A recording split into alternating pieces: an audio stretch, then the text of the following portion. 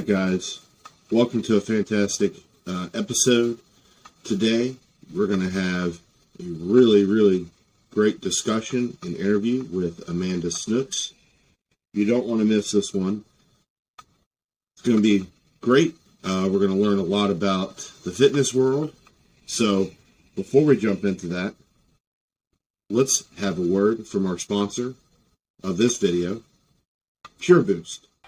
Are you looking for clean energy without jitters and bad side effects? No sugar, artificial sweeteners, or preservatives? Non-GMO, with a good source of energy from green tea and B12? Then look no further. Make sure you visit pureboost.com and check them out today. We use this every day. It's our drink of choice to give us that good pick-me-up in the morning. All right, welcome back to the show. Today we have a very special guest. Go ahead and introduce yourself. My name is Amanda Snooks, and I am a bodybuilder. How are you? Good, how are you? Good. So can you tell me a little bit about yourself and how you became a bodybuilder? I'm 41 years old. I started working out when I was in high school. I didn't really take it that serious because it was like a high school program I had. It wasn't until my 20s that I really started to get in. I went to a fitness camp, and a girl that was there actually was a bodybuilder and competed. And it was a fitness camp for women. And from then on in, I knew that's what I wanted to do.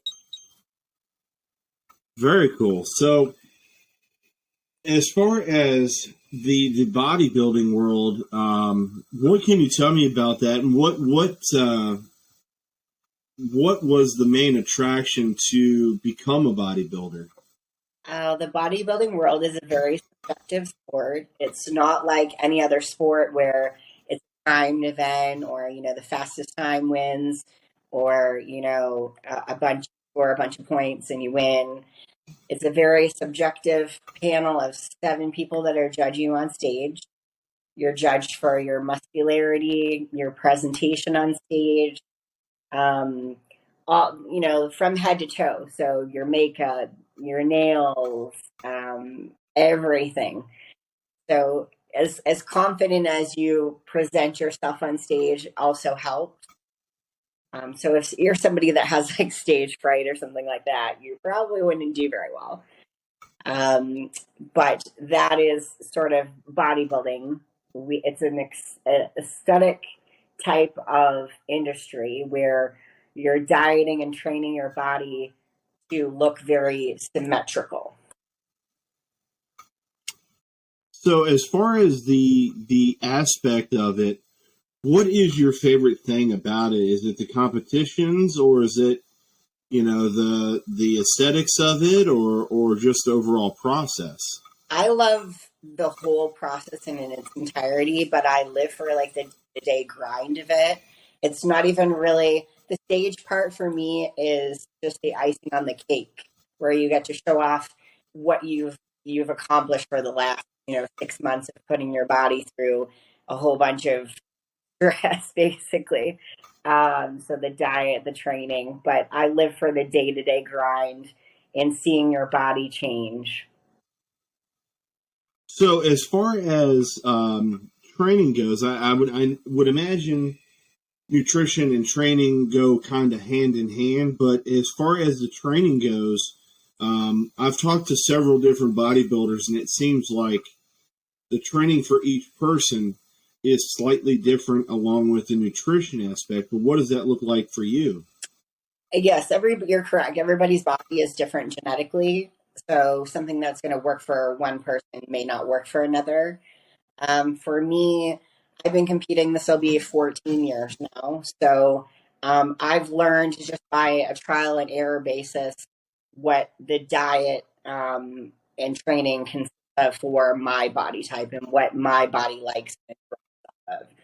So, for instance, it does well on a lot of protein, reduced carbs, and then I throw in a lot of greens to keep the body functioning, but also a lot of high intensity training. Okay. So as far as the training goes, I'm always curious because it's one of those things that just from an outside perspective, it seems like it not only would be difficult to stay on regimen, but it would almost seem like, for the most part, it's a full-time job. It is and it isn't. I mean, this industry is very expensive in itself. So you have to, it's funny because a lot of people have a different view on it where they think, well, you have to have balance in life. Where it comes to this industry, there really is no balance.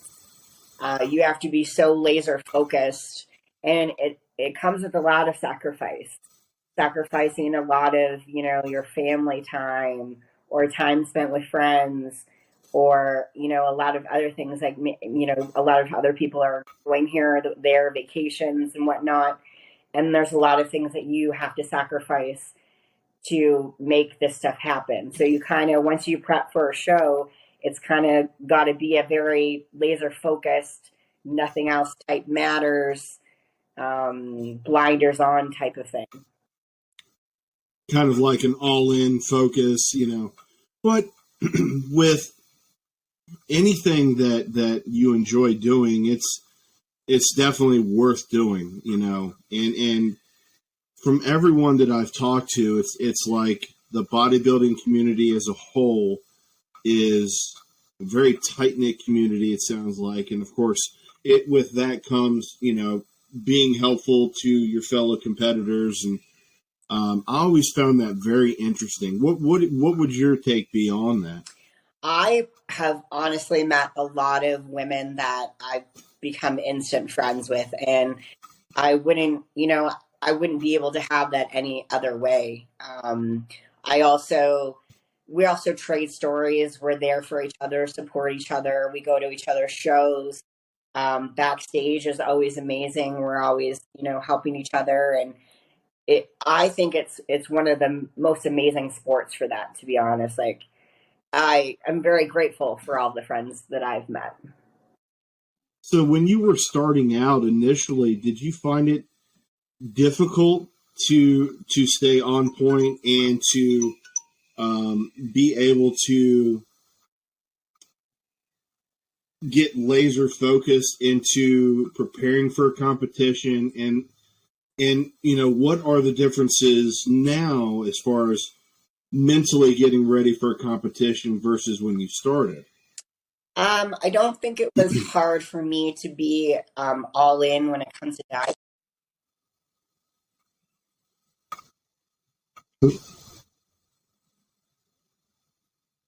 Oh, you're fine.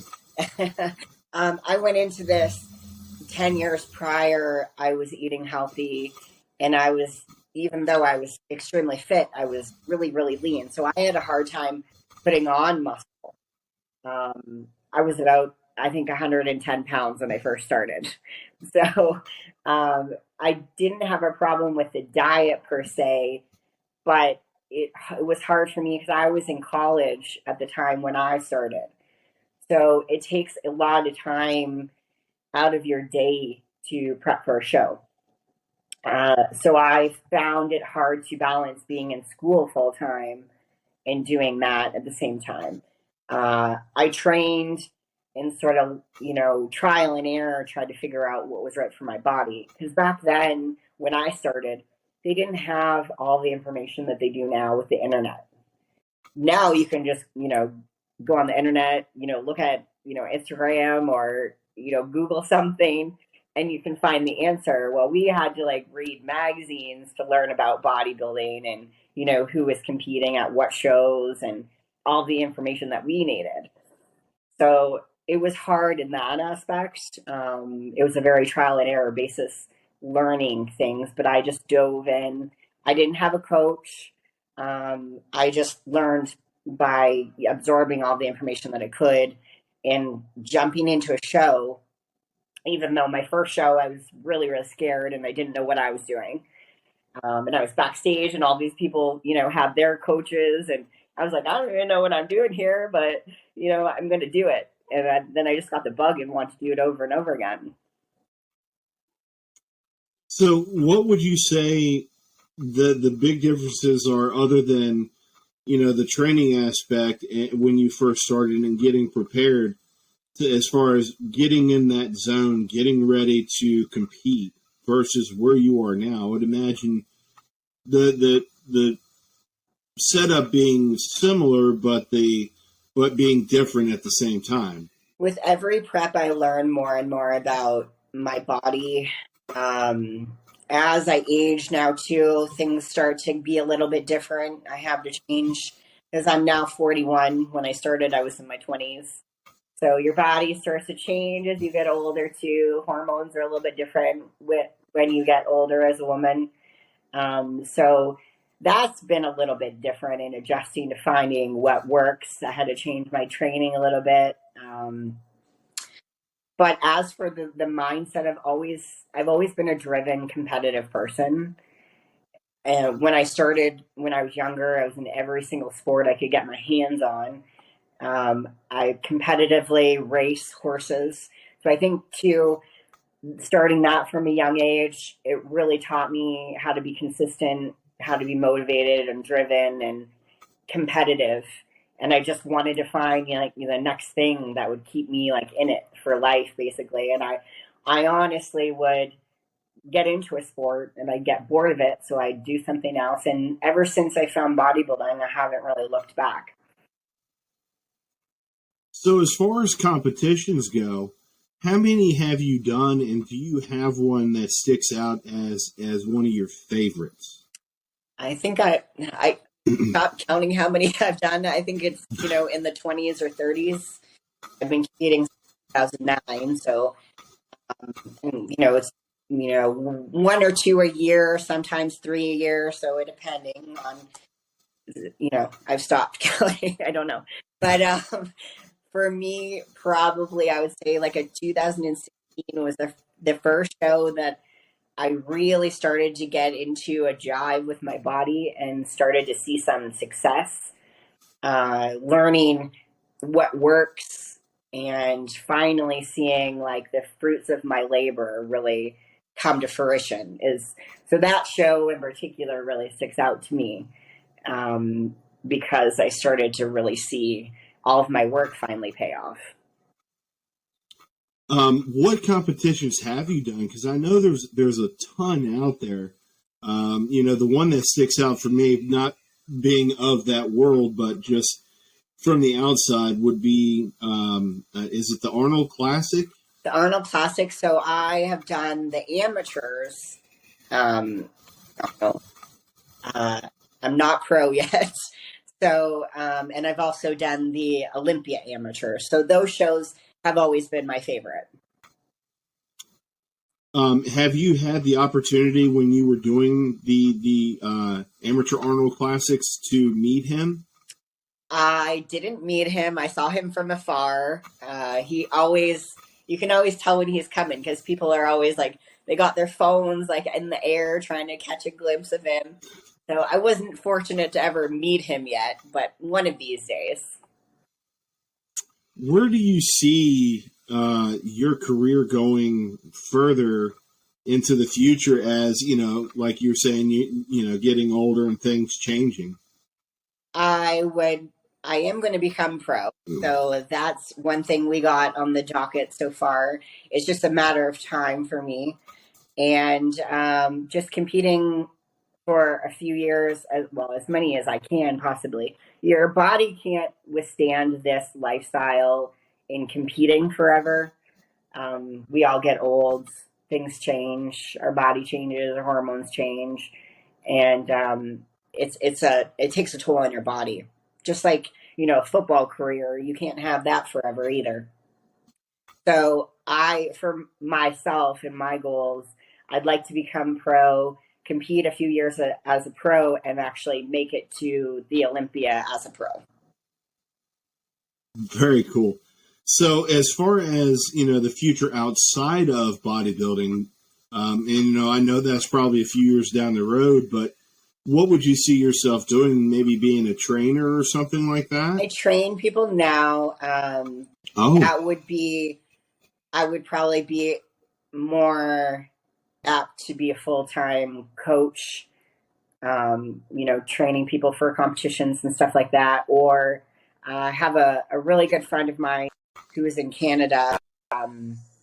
She's actually a judge. So that's one thing too that I would love to do, is put myself into the judging panel. And at least I would be completely immersed in the bodybuilding industry still, but just not on stage. So do you have any competitions coming up that you might be prepping for? We're going to start prep in January, and one of the ones that we're thinking of doing Masters Nationals in July. Very cool. Mm-hmm. So I know that I've seen some of your videos on Instagram. Are there any other places that our listeners can find some of the stuff that you've done? Well, Instagram is where I post the majority of my things. I'm also wearing, because we are new now, I'm going to be featured in Amazon Fitness Magazine. We just shot with him. I just did a shoot with him a couple of days ago. So a lot of them can go online. YouTube also, we have a YouTube for Amazon Fitness Magazine. I did a sit-down interview with them as well. So they can see a lot of my stuff there. And we're continuing to shoot for the magazine this year as I get closer to the show. So they can also see me not only in the spread of the magazine, but I will be on one of the covers. Very cool. Well, congratulations on that for sure. As far as social media, are you only on Instagram for the most part? I'm on Instagram and Facebook. I do have a YouTube, and I need to learn to upload a lot more stuff on my own YouTube, because I don't ever, upload stuff on YouTube. There's only like podcasts and stuff. If you search my name, you'll see a whole bunch of different things from other people, but not myself. So. And just so they know what to look for, what is your YouTube handle and Instagram? It's the same across the board, just my name, Amanda Snooks. Yeah. Very cool. Well, I definitely wish you the best luck on the competition coming up that you're possibly training for. I look forward to seeing how things go for you. Thank you very much. I appreciate that. And I definitely appreciate you taking time out of your schedule to chat with me and tell us a little bit about yourself and give us some background on what you do. You.